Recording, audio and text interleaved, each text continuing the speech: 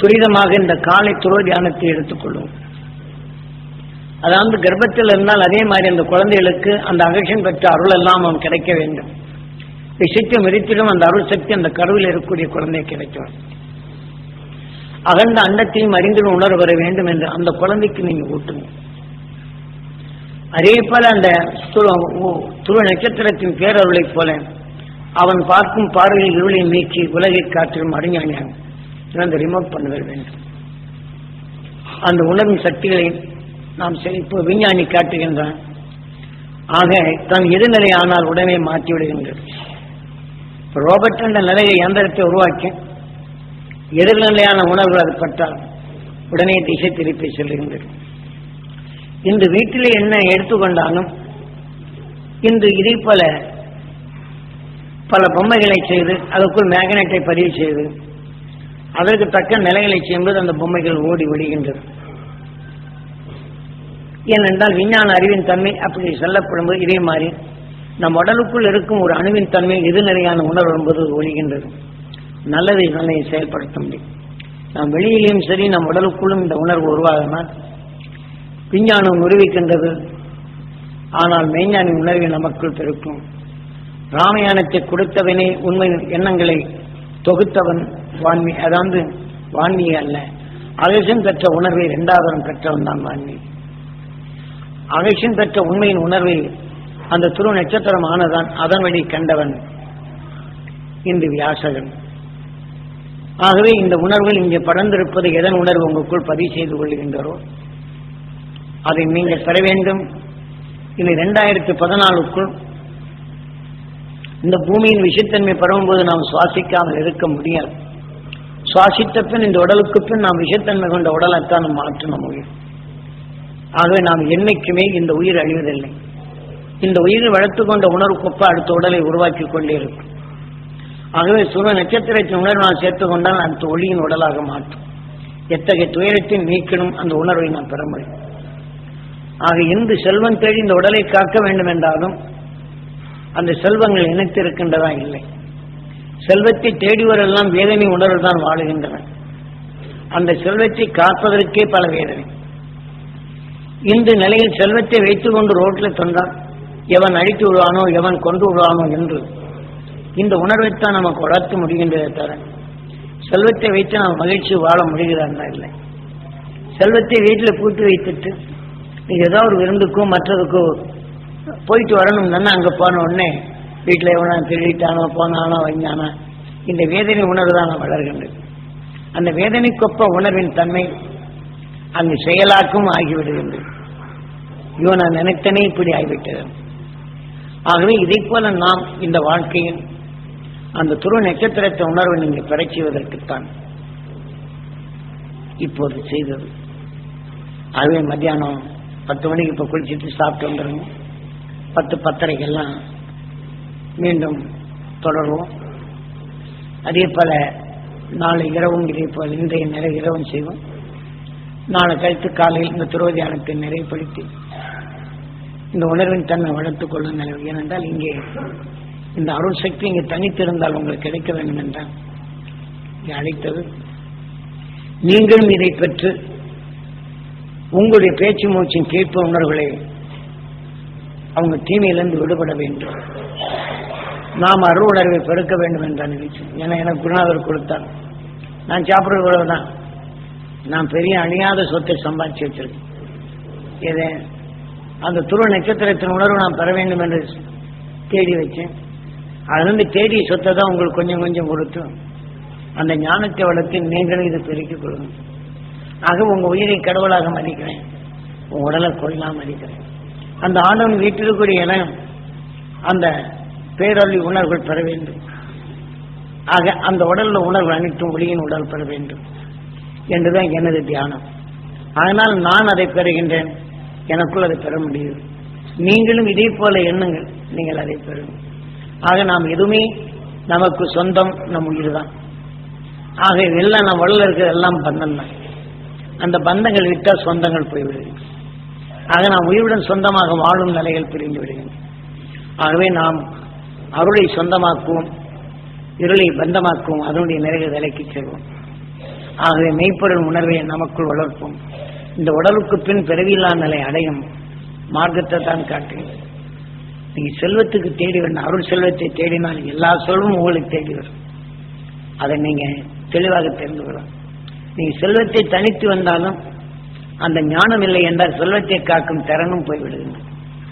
அது அருள் ஞானத்தை பெருக்கி இந்த உடலுக்கு பின் பிறவியில்லா என்ற நிலை அடைய நமது குரு காட்டிய அறுவடையும் அகசியம் பெற்ற அருளை பெறுவோம்.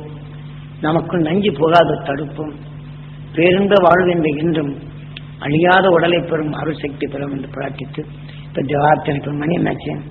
நாம் அகசியம் வாழ்ந்த இடத்தில்தான் அநேகமாக பெரும்பகுதி இம்மலைப்பகுதியில் தான் அகசியன் பேரருளை பரப்பிய இடமாக இருக்கின்றது. அவருடைய உணர்வுகளை உங்களுக்குள் ஊட்டப்படும் போது இந்த உணர்ச்சியின் நிலை கொண்டு அந்த அகசியனால் பெறப்பட்ட பல விஷத்தன்மைகளை வென்றதும் வானுலக ஆற்றலையும் பெற்ற பெரும்பகுதியான இடம் இங்கேதான். அதனால அவர் கண்ட உண்மையின் உணர்வுகளை உங்கள் உடல்களில் உணர்ச்சிகளை ஊட்டப்படும் போது இங்கே பரவியிருக்கும் அச்சக்தியை நீங்களும் நுகர்ந்து உங்கள் உடலில் அறியாது சேர்ந்த தீய வினைகளையும் தோஷங்களையும் நீக்கும் அருள் சக்தி நீங்கள் பெற வேண்டும் என்றுதான் இங்கே அழைத்து வரப்பட்டது. அதை கவனத்தில் வைத்துக் கொள்ள வேண்டும். ஏனென்றால் ஒரு விஞ்ஞானி அவன் கண்டுபிடிப்புகள் அனைத்தும் இப்படி தொடர் வர்த்து கொண்டால் அவன் கண்டுபிடிப்பது மிகவும் கடினம். இன்று டைனஸ் என்ற பல லட்சம் ஆண்டுகளுக்கு முன் மடிந்த மண்ணுடன் மண் மச்சி போன அந்த எலும்புக்கூட்டை தோண்டி எடுக்கின்றான் என்றால் அந்த எலும்புக்கூடு எங்கே இருக்கிறது என்ற நிலையை அது வாழ்ந்த காலங்களில் வளர்ந்த காலங்களில் அது மூச்சிட்ட அலைகளும் அந்த உடல் பெற்ற இந்த உணர்வுகளும் அந்தந்த பகுதிகளில் இருப்பதனால் அதை எலக்ட்ரான் என்ற உணர்வின் அதிர்வுகளை கண்டுபிடித்து இங்கேதான் இருக்கிறது என்ற இடத்தை கண்டு அந்த இடம் சென்று பாறையுடன் பாறை மக்கியுள்ளதை தோண்டி எடுக்கின்றான் விஞ்ஞானி. ஏனென்றால் அது தரை மார்க்கங்கள் கூட காணவில்லை. சாட்டலைட் என்ற மிக உயரத்தில் அனுப்பி அதன் எதிர் ஒளிகளை பூமிக்குள் பாய்ச்சி செல்லப்படும் போது அதற்கு எதிர்மறையாக வரும் உணர்ச்சிகளை அங்கே பதிவாக்கி அந்த இடத்தையும் கண்டுபிடித்து இங்கே வந்து அந்த மண்ணை தோண்டி அந்த எலும்பை எடுக்கின்றான். இங்கே வசிக்கிறது என்று விஞ்ஞானம் நிரூபிக்கின்றது.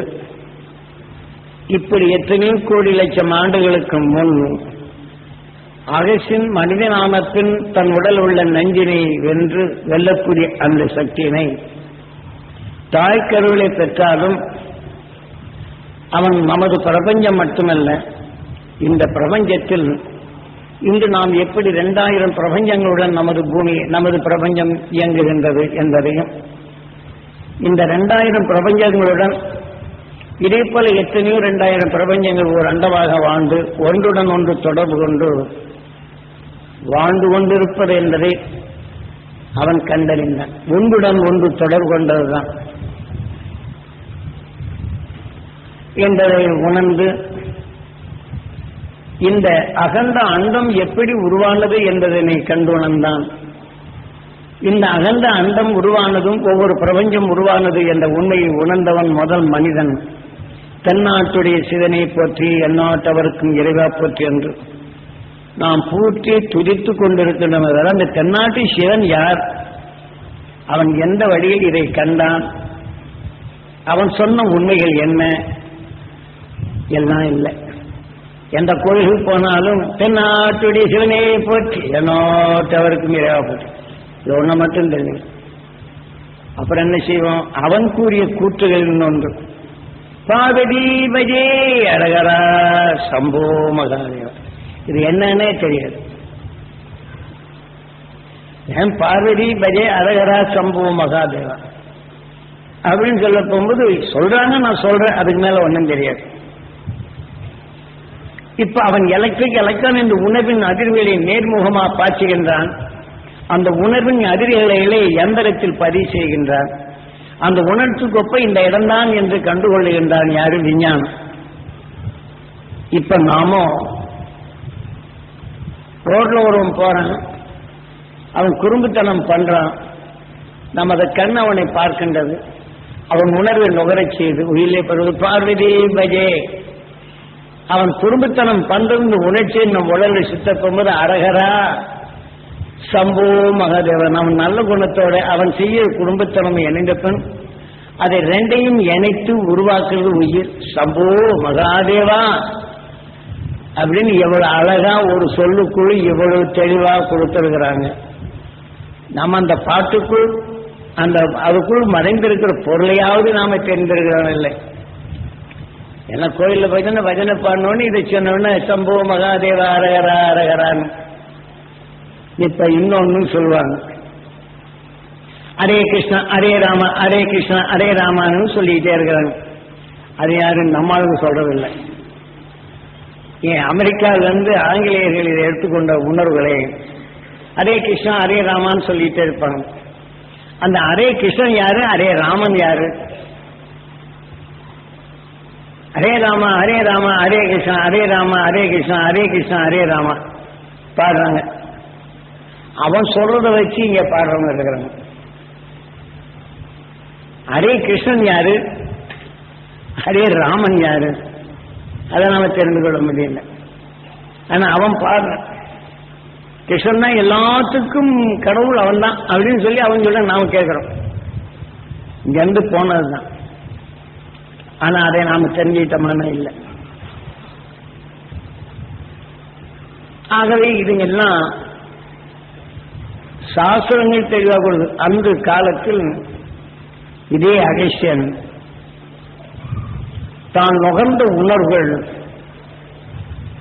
நம் உயிரிலே பட்ட பின் அந்த உணர்ச்சியின் எண்ணங்கள் எப்படி வருகின்றது என்பதனை பண்டைய கால மொழிகளில் இதை சொல்லுகின்றான். இப்போ ஒரு பச்சளை சுவாசித்த உடனே நம்மளுக்கு ஒரு நல்லதை செய்கின்றது. அந்த பச்சலிருந்து வெளிப்படும் மனத்தை சூரியன் எடுக்கிறான். தன்னுடைய வெப்பம் காந்தம் என்ற நிலையில் அதை கவர்ந்து தன்னோட எடுத்து வைத்துக் கொள்ளுது. காந்தம் கவர்ந்து தன்னுடன் எடுத்துக்கொண்டு அதை வெப்பமாகி அதை ரெண்டரை கலக்க செய்யுது. அதில் சேர்ந்த விஷமோ எதை கவர்ந்து கொண்டதோ அந்த உணர்ச்சி அந்த மனத்தை வெளிப்படுத்துகின்றது. என்பதற்காக கடவுளின் அவதாரத்தில் நாராயணன் திரேதா யுகத்தில் சீதா ராமனாக தோன்றுகிறான் என்று பச்சையாவே சொல்றான். நாராயணன் திரேதா இந்த உடலுக்குள் எதன் சுவையின் உணர்ச்சிகள் நாம் நுகர்கின்றோமோ இந்த உடலுக்கு போனால் அந்த சீதா என்ற சுவை உடலாகின்றது. அதிலிருந்து வரக்கூடிய உணர்ச்சிகள் எண்ணமாகின்றது. அந்த எண்ணம் தான் சீதா ராமா. இப்போ ஒரு மகிழ்ச்சியான உணர்வு நுகர்ந்தால் மகிழ்ச்சியான சொல்லுகளையும் மற்ற செயல்களையும் நாம் செயல்படுகின்றோம். அந்த மகிழ்ச்சியான எண்ணங்கள் எடுக்கும் போது இந்த உணர்வின் சத்து உடலாகும் போது சீதா உடலாகின்றது என்பதனை தெளிவாக கூறுறாங்க. நம்ம நாட்டில் படிச்சவங்க எல்லாம் அன்னிச்சாரு சீதாராமன் எங்கேயோ இருக்கிறான் என்ற நிலையில் காவியங்களில் அரக்கன் ஒரு தன்மையும் ராமன் ஒரு மனிதன் என்றும் அரக்க குலத்தில் நாங்கள் அழித்து விடுவோம் என்ற உணர்வுகளை இப்படி பிரித்து காட்டுகின்றான். நாம் தேவர்களையும் மற்றவர்களையும் நாங்கள் அடைச்சி அழிவுகிறோம் அரக்கன். அவன் கூறுகின்றான் நாங்கள் எல்லா நிலையும் தேவர்களையும் அடக்கி வைத்திருக்கிறோம், எல்லாரும் அடக்கி வைத்திருக்கிறோம் ராமாயணத்தில். ஆனா அதை வைத்துதான் நாம பேசுறோம். அவன் கொடுத்த மூலத்தை அறிகிறோம் என்றால் இல்லை. கடவுளின் அவதாரத்தில் முதல் சூரியன் உருவானது நமது பிரபஞ்சத்தை உருவாக்கியது. ஆனால் சூரியன் எப்படி உருவானது என்பதனை இந்த அகஸ்தியன் தெளிவாக கூறுகின்றான். எப்படி தெளிவாக்குகின்றான்? இந்த சூரிய குடும்பம் உருவாவதற்கு முன்னாடி அகண்ட அண்டம் ஓர் இருண்ட நிலைகள் கொண்டது, எதுவுமே இயக்கமில்லாத நிலைகள் பெற்றது. அப்படிப்பட்ட அகண்ட அண்டம் அதுல இப்ப நம்ம வீட்டை பூட்டி வச்சுட்டா என்ன ஆகும்? கொஞ்ச நேரத்தில் ஜூடாகும். ஒரு மாசம் கழிச்சு வீட்டை திறந்தா நெடி வரும், நம்ம வெளியில் துரத்தும். இதே மாதிரிதான் அகண்ட அண்டம் அது ஒரு இருண்ட நிலைகள் இருப்பினும் அதன் நாளடைவில் விஷத்தன்மை அடைகின்றது. முதல்ல அந்த விஷத்தன்மை அடைந்த பின் அந்த விஷம் வலுவடைகின்றது. அந்த வலுவடைப்பும்போது அதில் வெப்பமாகின்றது. வெப்பமான பின் அது சுக்கு நூறாக தெரித்து ஓடுகின்றது. முதல்ல விஷம் உண்டானது, அதுக்கப்புறம் அந்த வெப்பமான பின் அதனுடைய நிலைகள் பிரித்தாடும் தன்மை வருகின்றது. அந்த வெப்பமான பின் பிரித்து ஓடும் போது ஈர்க்கும் காந்தம் வருகின்றது. நீங்க ஒரு விளக்கு எரியிச்சீங்கன்னா இந்த காத்து புகழின விளக்கு எரியாது. அப்ப அந்த காந்தம் இருந்தால்தான் எழுத்து அந்த லைட்டை எரியும். ஆகையினாலே அந்த காந்தம் உண்டானது. அப்படிங்கிற போது அதுக்கு காரண பேர் என்ன வைக்கிறோம்? ஆதி சக்தி என்பது விஷம், ஆதி பராசக்தி என்பது வெப்பம், ஆதி லட்சுமி என்பது காந்தம். முதல் விஷத்தால்தான் இந்த வெப்பம் உண்டாகுது. இந்த வெப்பத்தால் தான் பல தாக்குதலால் நகர்ந்து ஓடுகின்றது. அப்ப காந்தமாகின்றது என்பதனை தெளிவாக கூறுகின்றான் இந்த அகஸ்தியன் கண்ட நூல்களில். அதான் புலஸ்தீன் என்று சொல்வார்கள். காட்டு விலங்குடன் விலங்குகளாக வாழ்ந்து வந்த நமது மூதாதையர்களும் கூட சொல்லலாம். மனிதனில் முதல் நிலையை பெற்று உண்மையின் உணர்வை அறிந்தவன், தாவர இனங்களை அறிந்தவனும் மற்ற நிலையில் உணர்ந்தவனும் அதை கூறுறான். அதான் புலஸ்தீன். தான் நுகர்ந்த உணர்வுகள் புலன்களில் உணர்வின் சக்தியை அறியும் சக்தி பெற்றவன், அதான் புலஸ்தீன் என்று இப்படி அவனுக்கு காரணம். நாம் புலனுக்குள் நுழைந்து ஒவ்வொரு உணர்வின் இயக்கங்கள் எப்படி இயக்குகின்றது என்பதுதான் புலஸ்தீன் என்று காரணத்தை வைக்கின்றான். அவன் அணுவின் தன்மை அறிந்தனால் அகஸ்தியன் அகம் இயக்கத்தின் உணர்வின் தன்மையை பின் கூறினான் என்பதற்கு அகஸ்தியன் என்று பிற்கால நிலையில் அகஸ்தியனுக்கு பிடிப்பேர். இப்ப நாம் பார்க்கிறோம் சூரியனை. ஆதிசேஷன் மேல் பள்ளி கொண்டான் நாராயணன் என்று காட்டுகின்றனர். அந்த ஆதிசேஷன் யாரு? அவன் பச்சையாவே சொல்றான். இந்த விஷத்தின் இயக்கத்தால் வெப்பமானது காந்தமானது மூன்று நிலை, மும்மலம். விஷம் ஒரு மலம், வெப்பம் ஒரு மலம், காந்தம் ஒரு மலம், மும்மலம். அப்ப இது மூன்றும் ஒன்றாக சேர்க்கின்றது. இதே போல காந்தம் உருவான பின் தன் அருகிலே இந்த மனமோ அல்லது வேறு விதமான உணர்வுகளோ கவரப்படும் போது இதை இழுக்குது காந்தம். இழுத்த உடனே இதுல மோதுது. காந்தம் இழுத்து தன்னுடன் மோதச் என்பது வெப்பமாகுது. ஆக எந்த வெப்பமாகுது இதோட ரெண்டரை கலக்கின்றது. அப்ப எந்த சத்தினை இதை கவர்கின்றதோ அது பரபிரம்மமாகின்றது. அந்த பிரபரமம் ஆன பின் இதோட இணைந்து கொண்ட பின் இந்த விஷயத்தின் தன்மை எந்த சக்தி எடுத்ததோ அந்த மனத்தை வெளிப்படுத்தும் சக்தியாக உருவாகின்றது. தான் கவர்ந்து கொண்ட காந்தம் அந்த சத்தினை இணைத்துக் கொள்ளும் போது பரபிரமம் ஒரு அணுத்தன்மை அடைகின்றது. பரபிரமத்தின் பரபிரமாவின் மனைவி யாரு? சரஸ்வதி ஞானம். ஆக எந்த மனத்தின் சத்தை இது நுகர்ந்ததோ பரபிரமமாகி அவன் விழுந்த விஷம் என்ன செய்து அந்த உணர்ச்சியை தூண்டும். எந்த சத்தோ அதன் உயிரிய உணர்வின் வலிமையை நமக்குள் ஊட்டுகின்றது. அதான் பிரம்மாவின் மனைவி சரஸ்வதி ஞானம் என்று காட்டுகின்றன. எந்த சுவையின் சத்தை இது அணுவாக வந்து சீதா சுவை பெண்பாலாக வருகின்றது, ஞானம் பெண்பாலாக வருகின்றது, ஒரே நேரத்தில் ஆண்பாலாக கொடுக்கின்றது. ஆனாலும் இந்த ஆய்ந்தும் சேர்க்கப்படும் போது காயத்ரி எந்த மனத்தின் தன்மை எடுத்துக்கொண்டதோ அதன் வலுவாக அந்த அணு இயக்கும் என்று இங்கே காரணப்பெறுகிறேன். இப்ப என்ன செய்றாங்க, நீ காயத்ரி ஜபத்தை தெரிந்து கொண்டால் எடுத்துக்கொண்டால் சகலமும் உண்டாகும். என சூரியனில் வரக்கூடிய வெப்பம் காந்தம் விஷம் என்ற நிலை உருவாகின்றது. முதல்ல ஏற்பட்டது வெப்பம் காந்தம் விஷம். இதே போல மற்ற பக்கங்களில் உருவான அந்த சத்தை எடுக்கும் போது இதோடு சேர்த்து காந்தம் கவர்ந்து மோதி வெப்பமாகி ரெண்டரை கலக்கின்றது. இதோடு இணைந்து செயல்படும் தன்மை இதோடு சேர்ந்த இந்த விஷம் அது இயக்கப்படும் போது சேர்த்துதான் ஞானம் ஆக புலனறிவு 5. இதை வைத்துதான் சூரியனே உருவாயுது உலகமே உருவானது என்ற நிலையை முதல்ல உருவானது. இதை போல உருவானதுதான் சூரியன். ஆதிசேஷன் மேல் பள்ளி கொண்டு உலகை ரசிக்கின்றான். அதாவது இன்று சூரியன் தனக்குள் கவர்ந்து கொண்ட தனக்குள் விளைவித்த பாதரசத்தால் தன் அருகிலே வரப்போகும்போது மோதுகின்றது. மோதிய பின் வெப்பமும் காந்தமும் உருவாகின்றது.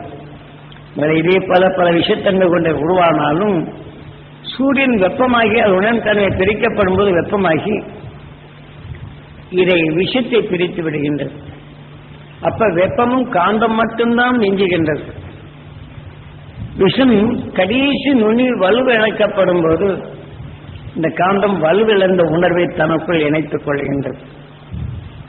அதற்கு நமது ஞானிகள் இதே அகசியம்தான் நாம் புரிந்து கொள்ளும் அளவுக்கு இந்த காரணத்தை தெரிவிக்கின்றன. நாராயணன் மறு அவதாரம் விஷ்ணு வெப்பம், விஷ்ணுவின் மனைவி லட்சுமி அந்த காந்தம். இந்த வெப்பத்தினால் அந்த ஈர்க்கும் காந்தம் அதை இழுத்து தன்னுடன் இணைந்து வாழ்கின்றது. லட்சுமி வளர்க்கக்கூடியது வளரக்கூடியது வளர்த்து கொண்டிருப்பது என்ற நிலை கொண்டார்கள். ஆனால் இந்த விஷம் பிரிந்து செல்வதை இந்த காந்தம் இதோட இழுக்கின்ற கடைசி வலுவிழந்து இழுக்கின்றது. இதோடு இணைந்த பின் என்ன அதற்கு காரணம் லட்சுமணா ராமா லட்சுமணா அப்படின்னு சொல்லுவாங்க. ராமனுக்கு உறுதுணையா இருப்பது யாரு? லட்சுமணன். சீதாவுக்கு அந்த சுவை என்ற உணர்வு எடுத்துக்கொண்ட பின் அந்த மனத்தை வெளிப்படுத்தி கண்டத லட்சுமணா தான் நுகர்ந்த உணர்வு எதுவோ அந்த மனத்தை வெளிப்படுத்துகின்றது. இந்த காந்தத்தால் கலந்த அந்த மனத்தின் உணர்ச்சிகளை வெளிப்படுத்துகின்றது என்றதுதான் இங்க ராமா லட்சுமணன். இப்படி இது முதல்ல உருவான அது வேறு. இப்ப இரண்டாவது உருவான இந்த நிலையில் வெப்பம் காந்த விஷயம். இதுக்கு காரணத்தை லட்சுமி. அதற்கு வெப்பத்திற்கு இந்த விஷ்ணுவின் அதாவது நாராயணன் மர அவதாரம் விஷ்ணு. ஆக காந்தம் இந்த விஷயத்தை எடுத்துக்கொண்ட லட்சுமணா ராமா லட்சுமணா. விஷம் இல்லை என்றால் இயக்கம் இல்லை, வெப்பம் இல்லை என்ன உருவாக்கவில்லை, காந்தம் இல்லை என்றால் எதையுமே கவர்ந்து வளர்க்கும் தன்மை இல்லை. இவ்வளவு தெளிவா கொடுக்கிறாங்க. நமது சாஸ்திரத்தில் அந்த அகசன் அணுவின் இயக்கத்தை அறிந்து கொண்டவன். ஆக இந்த மும்மலம் என்ற நிலை வரப்போகும்போது இப்போ இந்த நிலை கீழே வருகின்றது. ஒரு செடியிலிருந்து வரக்கூடிய இதே உணர்வுகள் அந்த செடியை தாக்குகின்றது. அப்ப இயக்கமாகின்றது. அப்ப இயக்கமாகும் போது அதே காந்த உணர்வு ஜீவன் வரும்போது இழுத்து எந்த மனமோ அது கவர்ந்து அந்த செடி வளர்கின்றது. இருந்தாலும் இந்த செடியிலிருந்து வெளிப்படும் சத்தனை இதே காந்தம் கவர்ந்துகின்றது, தனக்குள் எடுத்துக்கொள்கின்றது, பரபிரமமாகின்றது. அந்த உணர்வின் சத்தை இது சேர்த்து 3, அதாவது மும்மலம் என்பது இந்த சத்தை சேர்த்தியை கொண்ட பின் சீதா, அந்த சுவையிலிருந்து சீதா லட்சுமி. இந்த காந்தத்தை அது கவர்ந்து கொண்டால் அது சீதா லட்சுமியாக மாறுகின்றது. எதன் சுவையோ அதன் வெளிக்கொண்டு அதன் வளர்த்தும்.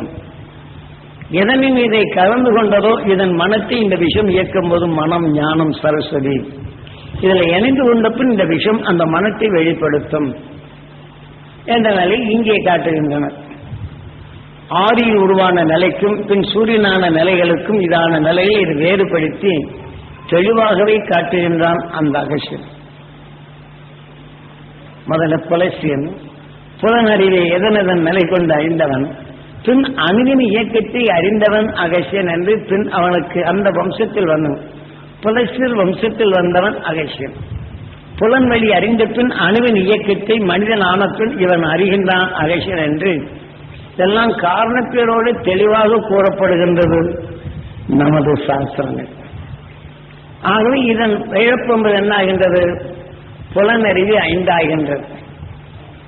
அப்ப இதை இயக்குவது யார்? இந்த விஷயம் தான். ஆதிசேஷன் மேல் பள்ளி கொண்டு நாராயணன் உலகவே ரசிக்கின்றான். அப்படின்னா சூரியன் என்ன போடுறான்? 5 தலை நாகனை வைத்து அது மேல் பள்ளி கொண்டு இந்த உலகை ரசிக்கிறான் என்ற நிலையை காட்டுகின்றான். இந்த சூரியன் யார்? அதன் குணங்களையும் அந்த இயல்பு நிலையும் காட்டுகின்றான். ஆனால் இங்கே லட்சுமி நாராயணா காந்தத்தால் கலந்து கொண்டதுதான் இந்த சூரியன் என்று பெயர். அப்போ தனித்த கடவுள் எங்கே இருக்கின்றான்? நாராயணன் தான் கடவுள் என்றான். அந்த நாராயணன் உருவாக்கியது யாரு? இந்த லட்சுமி தான். இந்த காந்தமான அந்த சக்தி தான் அந்த நாராயணனை உருவாக்கினார். லட்சுமி நாராயண மகாலட்சுமியாக மாறுகின்றார். சர்வத்தையும் தனக்குள் எடுத்து சர்வத்தையும் உருவாக்கும் தன்மை கொண்டு என்ற நிலை இங்கே தெளிவாக்குகின்றான் நமது சாஸ்திர நூல்கள். ஏனென்றால் நாம் நம்மை அறிந்திடல் வேண்டும். நம்மை எது இயக்குகின்றது, எது இயங்குகின்றது, எது வளர்கின்றது, எது வளர்க்கின்றது என்ற உண்மையை நாம் தெரிந்து கொள்வது இன்று விஞ்ஞானம் கண்டுகொள்ளுகின்றான் எது எதை இயக்குகின்றது என்று.